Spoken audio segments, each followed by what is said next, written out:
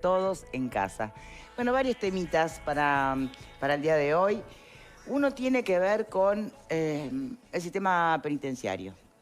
Vieron que hoy por hoy, no todos los precandidatos en las internas, pero algunos sí, empiezan más allá de los discursos más electorales, sé que pasan por señalar al otro o al contrincante o hablar de programas grandes que sin bajar a tierra. Algunos candidatos están dando propuestas concretas, ¿no? Ayer creo que nosotros recibimos, por ejemplo, a Sanjurjo, ahí está, como asesor de criminalidad del precandidato Robert Silva, hablando de las 20 medidas que apuntan al tema seguridad. Bueno, hoy lo que vamos a estar haciendo es hablando del sistema penitenciario, que obviamente es un puntal clave para hablar de seguridad ciudadana, aunque se viene repitiendo hasta el cansancio, ¿no? De la necesidad que hay de atender la falta de posibilidad de rehabilitación que tiene el sistema, por multiplicidad de razones. Pero una cosa es el discurso y decir, sí, claro que forma parte de la seguridad ciudadana, porque si no rehabilitás a las personas que van y pagan su pena mediante privación de libertad y salen peor, bueno, es la reincidencia segura, es más violencia, no solo dentro de la cárcel, sino también cuando salen. Entonces termina siendo un círculo vicioso terrible. Pero en los hechos, después cuesta que los presupuestos sean asignados realmente a ese lugar, a ese espacio. Me mira con cara nuestro panelista, después me dirás por qué, pero antes tengo que darle la palabra a quien nos está acompañando vía telefónica, que es el subsecretario del Ministerio del Interior, es Pablo Abdala. ¿Cómo le va?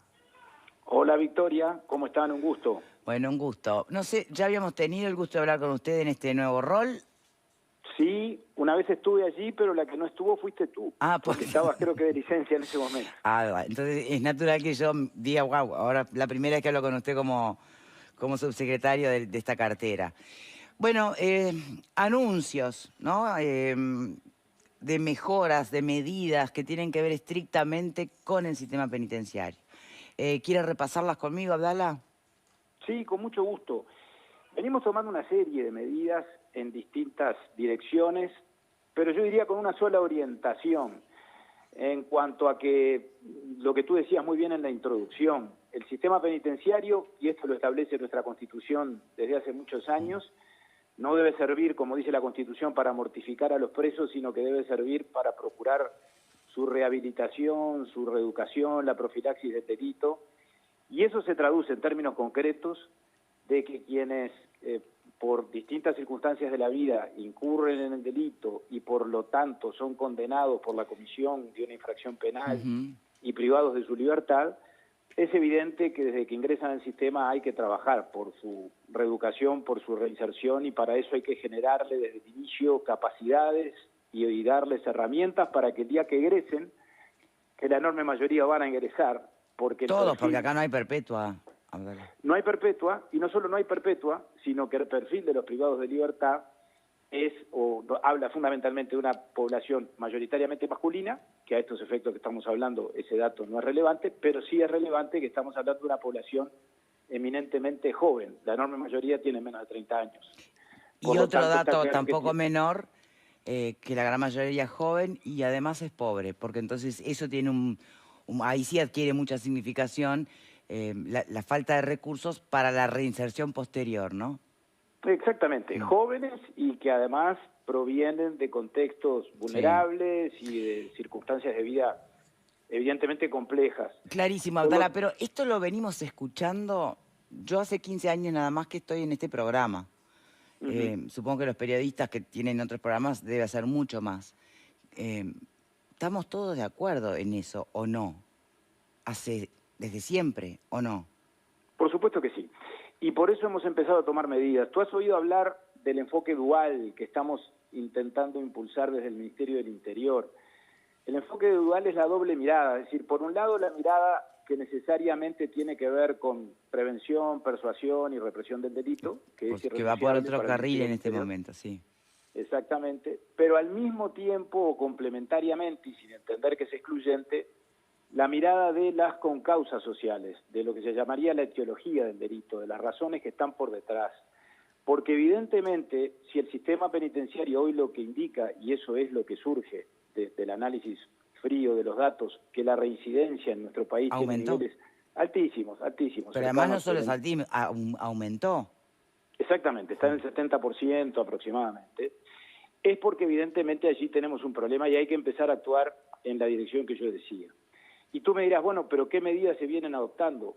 Se vienen adoptando una serie de medidas que, por supuesto, son de implementación progresiva, compleja, lenta. Los resultados, sobre todo, no son de efecto inmediato, sino que se van a empezar a ver en el mediano y en el largo plazo. Pero yo tengo la esperanza, francamente lo digo, por haber vivido este proceso más reciente de los últimos 4 o 5 meses, nosotros asumimos en el mes de noviembre, de que en silencio se está construyendo un consenso en la sociedad y sobre todo en el sistema político, en el sentido de que hay que ir por ahí, hay que ir por este camino. Por el camino de apostar a la educación y el trabajo, por el camino de apostar a la presencia de las políticas sociales en forma expresa y en forma tangible dentro del sistema penitenciario. Todo esto empieza, yo diría que hay un acontecimiento simbólico que fue el traspaso de la Dirección Nacional del Liderado de la DINALI del Ministerio del Interior al Ministerio de Desarrollo Social, que ocurrió en el año 2021. Sin duda. Y que me parece que, por supuesto, no hubiera alcanzado con quedarnos en eso, pero a partir de allí se desencadenaron una serie de líneas de actuación que en términos de datos concretos podemos hablar de la presencia del MIDES, que es histórica en el CONCAR, por primera vez en el Uruguay, eso ocurrió en estos años.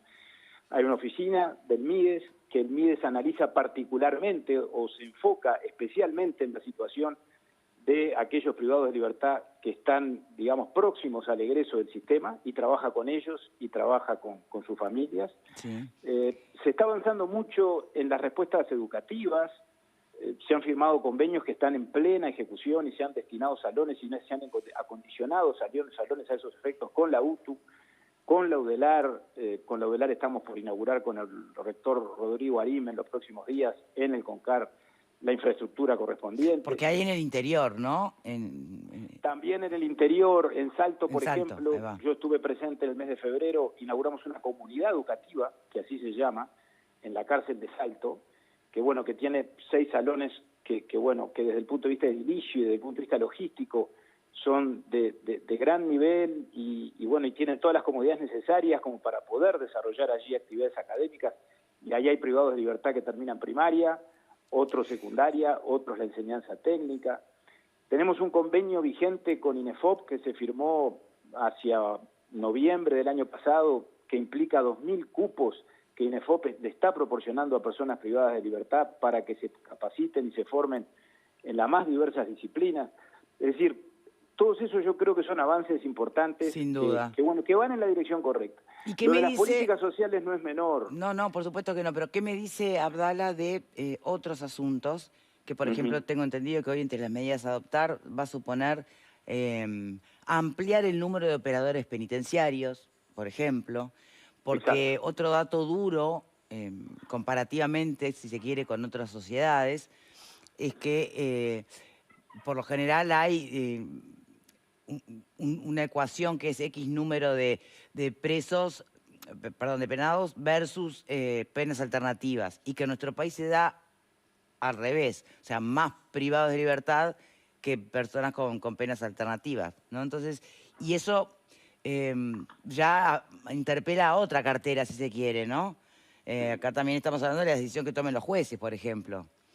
Pero bueno, ¿no debería haber allí también nuevos acuerdos? El tema de la fiscalización después de esas penas alternativas, el tema de las plazas. Seguimos siendo superpoblados en el sistema penitenciario. De acuerdo. Mantenemos por supuesto niveles de hacinamiento en distintas unidades penitenciarias, pero estamos por supuesto trabajando en cuanto a superar esa realidad. Se han hecho inversiones muy concretas en estos años. Yo participé en el mes de enero de la reinauguración del módulo 1 del CONCAR, que había sido destruido en un motín que se dio en el año 2013 y nunca había sido reconstruido. Allí recuperamos 500 plazas. se construyó una nueva cárcel en Tacuarembó, que implicó cerrar la cárcel que estaba en la jefatura de policía y abrir una nueva, y al mismo tiempo ganar aproximadamente 80 plazas con esa inauguración que se concretó. Estamos a punto de inaugurar, está prácticamente terminada la nueva cárcel de Artigas, que implica también la incorporación de nuevas plazas y una cárcel hecha a nuevo. Se está terminando el anexo y va a ser inaugurada seguramente por el presidente de la República y por nosotros en los próximos días.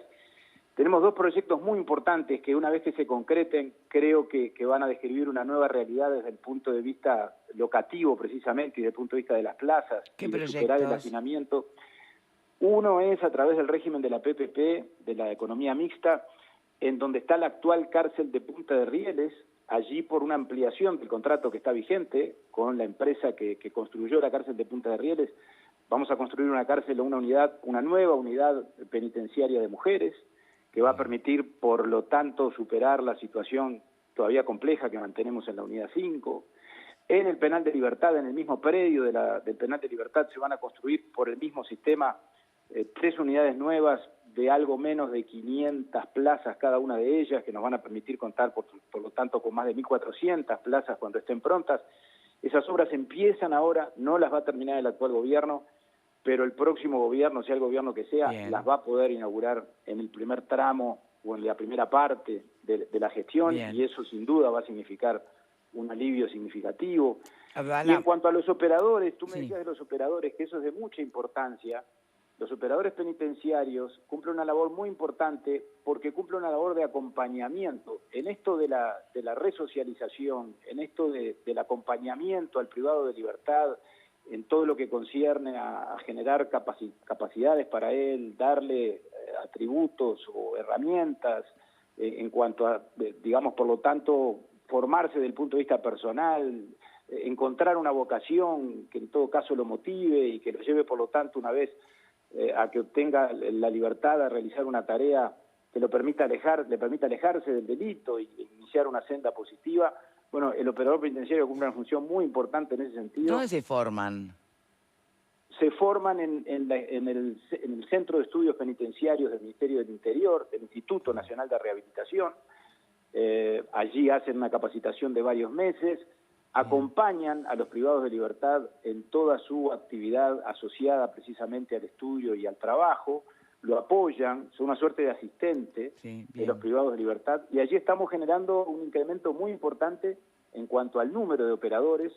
Cuando empezó esta administración estábamos en unos 1.200 operadores aproximadamente, y bueno, llenadas las vacantes respectivas y con los ingresos que estamos generando, aspiramos a terminar esta administración en el entorno de los 1.500 aproximadamente, que es un incremento importante. Sin perjuicio que además hay todo un proceso de llamado interno para los ascensos, para estimular la carrera administrativa también de esos funcionarios, que son funcionarios públicos.